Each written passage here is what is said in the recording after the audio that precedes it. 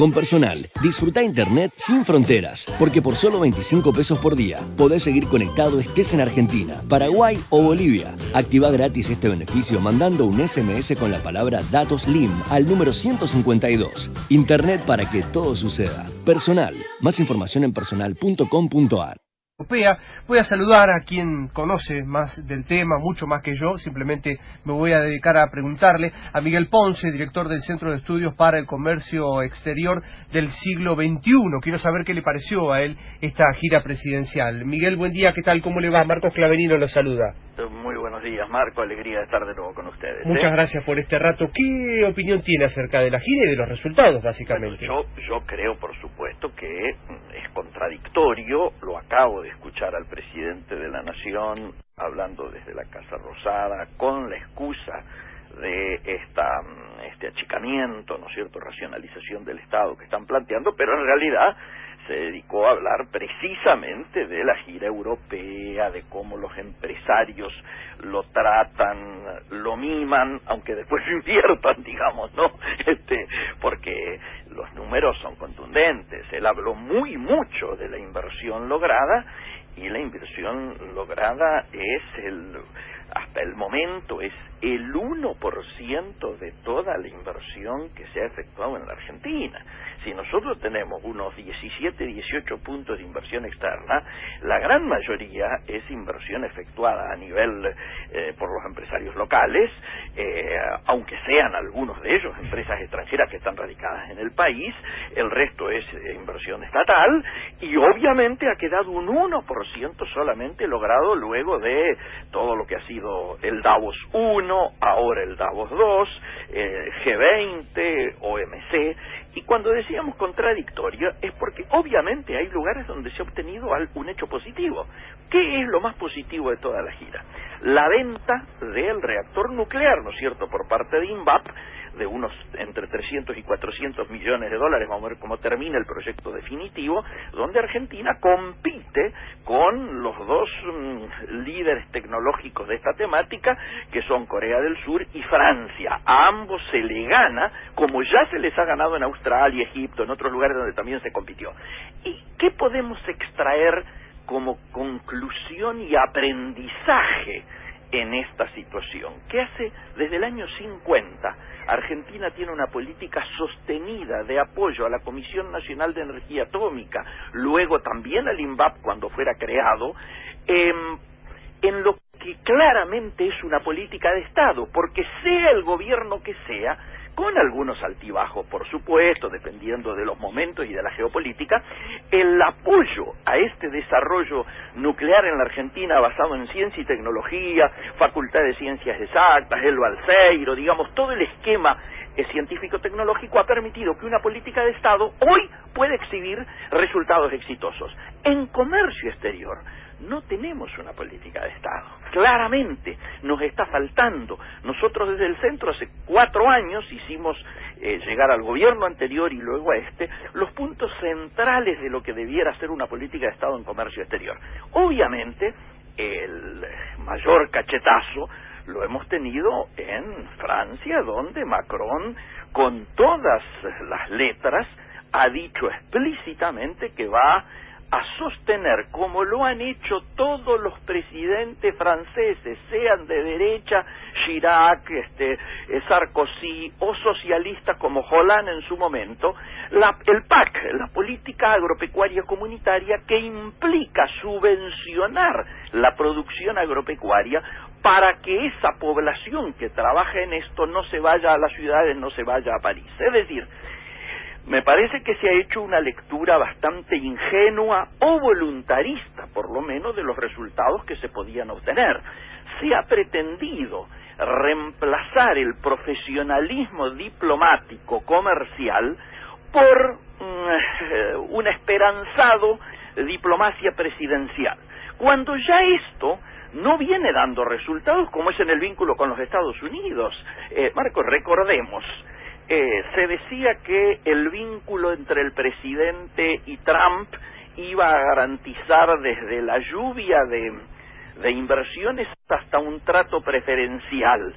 ¿Qué ocurrió? Nos tuvimos que bancar ahora, noviembre, diciembre, que viniera el secretario de Comercio, el responsable, el representante oficial del gobierno de los Estados Unidos, y en nuestra casa nos cacheteara, ¿no es cierto?, diciendo que el vínculo y el American First iba a ser lo central, ¿no es cierto?, en la definición del vínculo bilateral. ¿Se entiende lo que estoy diciendo? Está claro, y además estamos hablando con Miguel Ponce, director del Centro de Estudios para el Comercio Exterior del siglo XXI. Miguel, lo que vale referenciar es, en base a lo que usted también estaba señalando, fracasó la política de los limones con Estados Unidos, fracasó lo del biodiesel, fracasó esto que, simplemente leyendo los diarios de hace unos años atrás, uno entiende que los franceses son uno de los países más proteccionistas de Europa, van a defender también lo suyo, y le chingaron, me parece, la estrategia argentina sobre esto. ¿Qué pasa con lo último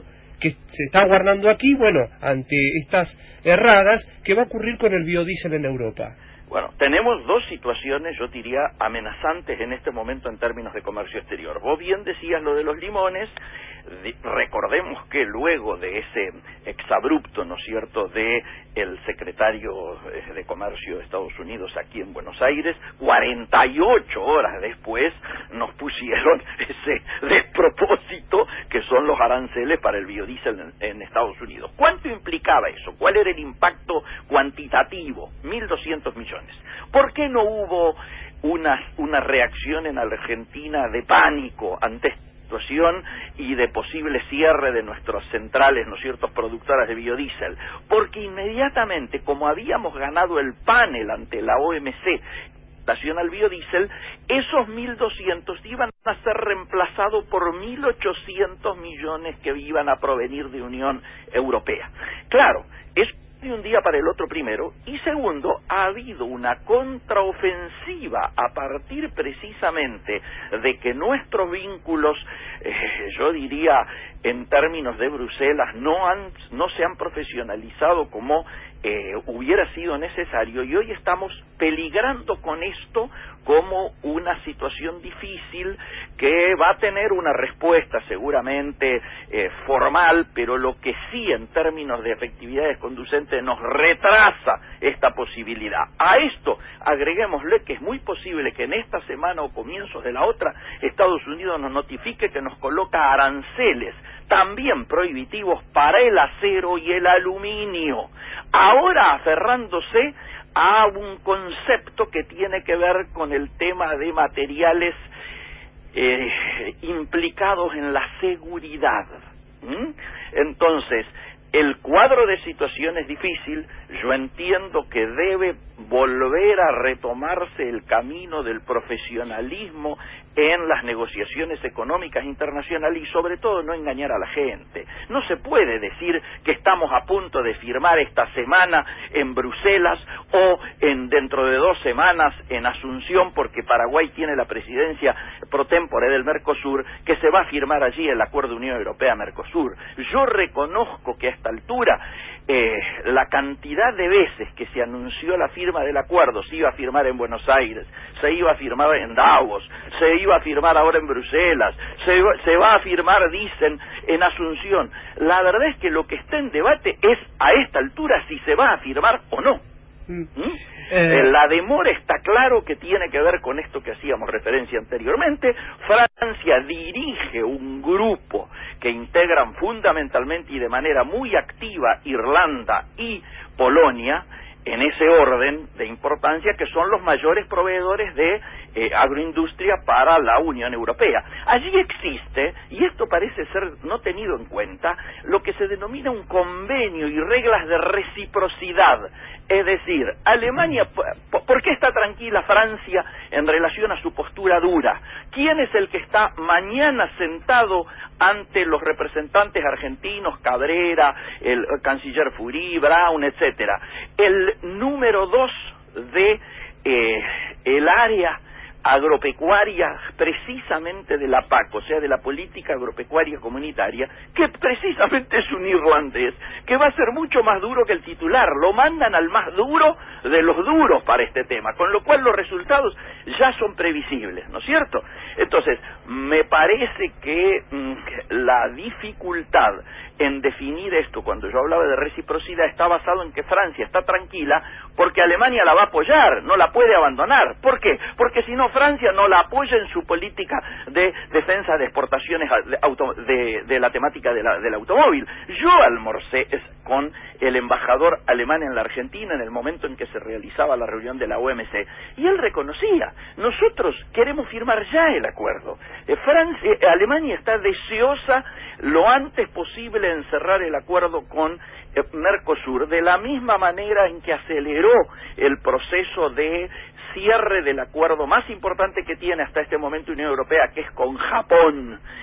¿Por qué? Porque tanto Unión Europea como China están intentando ocupar los espacios que está dejando libre Estados Unidos en diríamos, retrotraerse, ¿no es cierto?, y abandonar el multilateralismo para apoyarse en el bilateralismo y fundamentalmente en transformarse ellos en un territorio que hoy está absorbiendo inversiones y recuperando empresas que se habían instalado afuera. El caso de Apple es el mayor ejemplo, y esto hay que tenerlo en cuenta. ¿Por qué? Porque las modificaciones impositivas que ha hecho Estados Unidos beneficiando a las empresas que retornen al país, más el aumento de la tasa de la Fed, que actúan ambos como una aspiradora de dólares que hacen poner muy en duda que las inversiones genuinas realmente van a venir.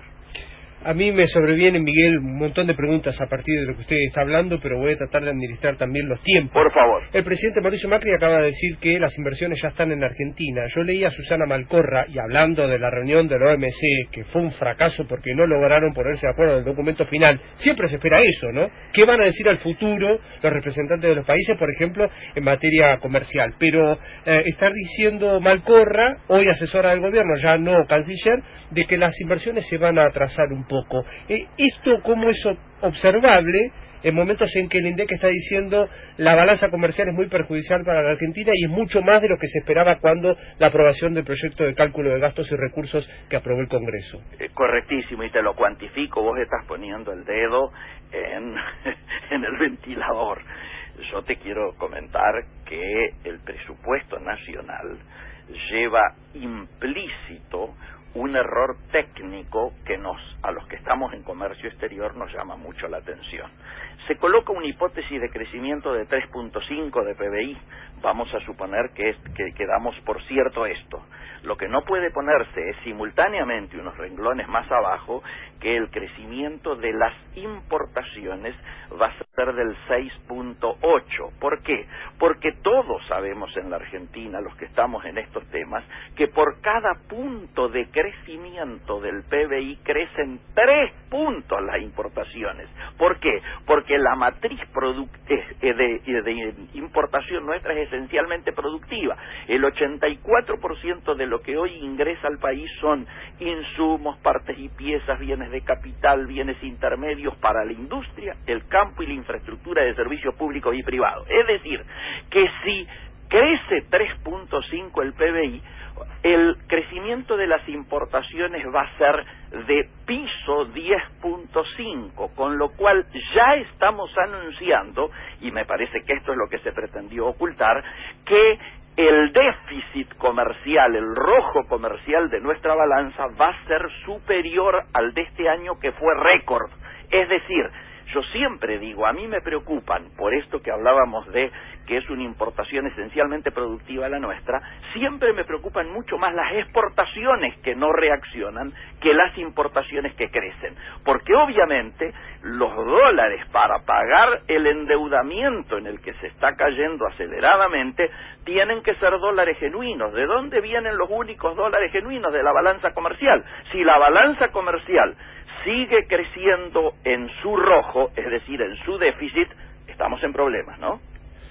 Me quedaría mucho tiempo más hablando, Miguel, con usted, porque me sobrevienen también muchas consultas. Por el momento yo le agradezco la participación. Volveremos a hablar.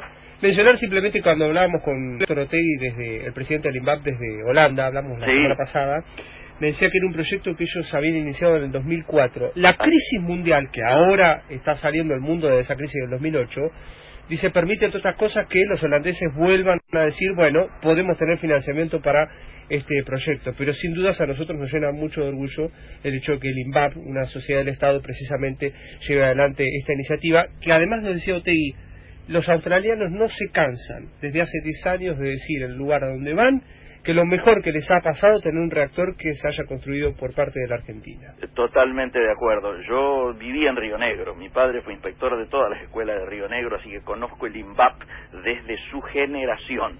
Y la verdad es que tenemos que enorgullecernos. Me ha tocado en muchas épocas recorrer ferias internacionales, y en muchas de las ferias tecnológicas internacionales el único stand que estaba era el de la CONEA, o el de la CONEA y el INVAP. Así que estas, como siempre decimos en estos temas, no hay casualidades, hay causalidades, y las causalidades son estas que nos hemos referido, esencialmente una política de Estado a largo plazo, consolidada, extraída, separada de la competencia, diríamos, electoral o interpartidaria, y que ha permitido, o que ya permite, recoger frutos como estos que nos permiten seguir enorgulleciéndonos, ¿no?